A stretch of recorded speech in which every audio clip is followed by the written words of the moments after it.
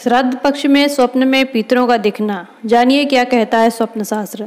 नमस्ते दोस्तों, मैं अनुराधा त्रिपाठी आप सभी का स्वागत करती हूं अपने चैनल में जिसका नाम है अंश ज्ञान।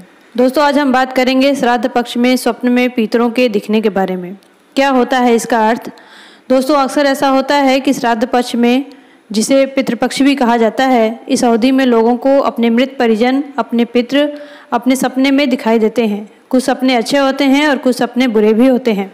लोग अक्सर ऐसे सपनों को देखकर डर जाते हैं, परंतु दोस्तों इसमें डरने वाली कोई बात नहीं है। ये जो पितृपक्ष होता है, इस अवधि में हमारे पितृ हमसे मिलने, हमें आशीर्वाद देने और हमें भविष्य के प्रति आगाह करने के लिए आते हैं। ऐसी मान्यता है कि श्राद्ध पक्ष में हमारे पितृ धरती पर आते हैं और पिंडदान और श्राद्ध कर्म के माध्यम से प्रसाद को ग्रहण करके प्रियजनों को आशीर्वाद देकर चले जाते हैं। कहा जाता है कि इस अवधि में हमारे पितृ हमारे आसपास होते हैं और हमसे बात करने के लिए स्वप्न के माध्यम से हमें कुछ ऐसे संकेत देते हैं।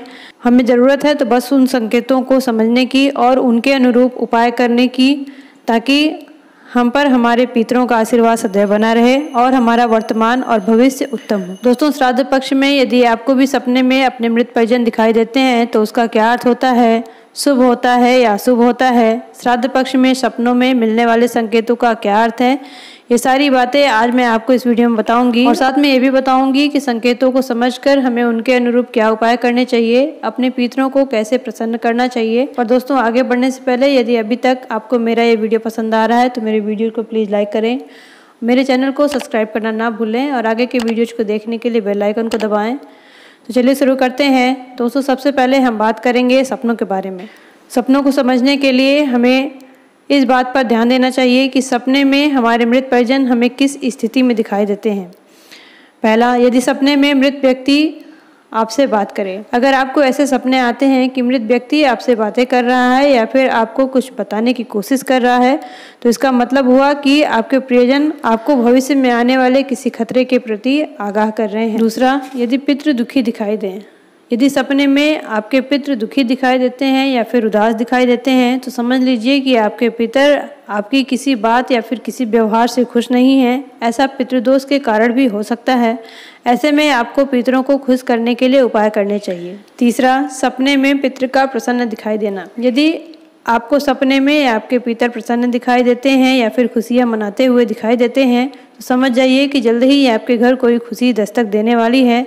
ये इस बात का संकेत है कि जो श्राद्ध कर्म, पिंडदान इत्यादि आपने किए हैं वो उन्हें मिल चुका है और वे आपसे प्रसन्न हैं और आपको आशीर्वाद दे रहे हैं।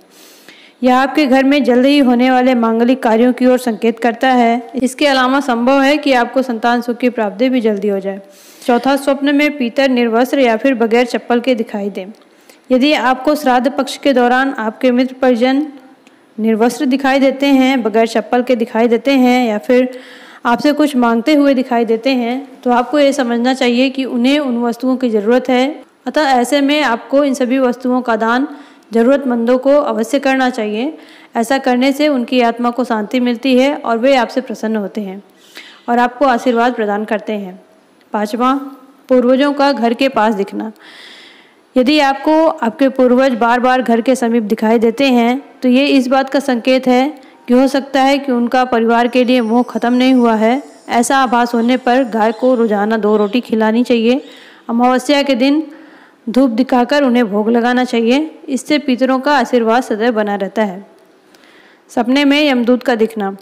यदि सपने में आपको अपने मृत परिजन के साथ यमदूत भी दिखाई देते हैं तो इसे शुभ नहीं माना जाता है। इसका मतलब होता है कि आपके पितृ कष्ट में हैं। ऐसे में उनकी आत्मा की शांति के लिए उनकी पूजा करें और अन्न जल का दान अवश्य करें। सातवां है, सपने में पूर्वजों को रोते हुए देखना। यदि सपने में आपको अपने मृत परिजन रोते हुए दिखाई देते हैं तो यह बहुत ही अशुभ माना जाता है। इसका मतलब होता है कि उनकी कोई इच्छा पूरी नहीं हुई है या फिर उन्हें शांति नहीं मिली है। ऐसे में आपको उनके नाम से चीज़ों का दान अवश्य करना चाहिए। दोस्तों, पितृपक्ष में हमें अपने पितरों के लिए श्राद्ध और तर्पण अवश्य करना चाहिए, क्योंकि इन्हीं श्राद्ध और तर्पण की ऊर्जा से वो यमलोक तक का सफ़र पूरा करते हैं। इसके अलावा आपको ये सदैव ध्यान रखना चाहिए कि सिर्फ पितृपक्ष में ही नहीं अपितु वर्ष भर में जब भी आप कोई धार्मिक अनुष्ठान करते हैं, कोई मांगलिक कार्य करते हैं तो अपने पूर्वजों को कभी ना भूलें। उनका स्मरण करके उनका आशीर्वाद अवश्य लें, उनकी पूजा अवश्य करें। ऐसा करने से आपके पितृ आपसे सदैव प्रसन्न रहते हैं और अपना आशीर्वाद आपको देते हैं, जिससे आपका जीवन सुखमय होता है। दोस्तों, कुछ छोटी छोटी बातें हैं, कुछ छोटे छोटे उपाय हैं जिनको करने से न केवल आपके पितृ आपसे प्रसन्न होते हैं, अपितु उनका आशीर्वाद भी आपके ऊपर सदैव बना रहता है। तो आइए जानते हैं वो उपाय कौन कौन से हैं जिन्हें आप पितृपक्ष में करके अपने पितरों को प्रसन्न कर सकते हैं। प्रतिदिन हनुमान चालीसा का पाठ करें। श्राद्ध पक्ष में अच्छे से श्राद्ध और तर्पण करें। गरीब, अपंग, विधवा महिला को दान करें। गीता का 7वां अध्याय या मार्कंडेय पुराण के अनुसार पितृ स्तुति करें। 13, 14, अमावस्या और पूर्णिमा के दिन घी गुड़ की धूप दें। श्राद्ध पक्ष में मांस मदिरा का सेवन न करें और महिलाओं का भी सम्मान करें। घर का वास्तु ठीक करवाएं। केसर और चंदन का तिलक करें। गुरु ग्रह के उपाय करें।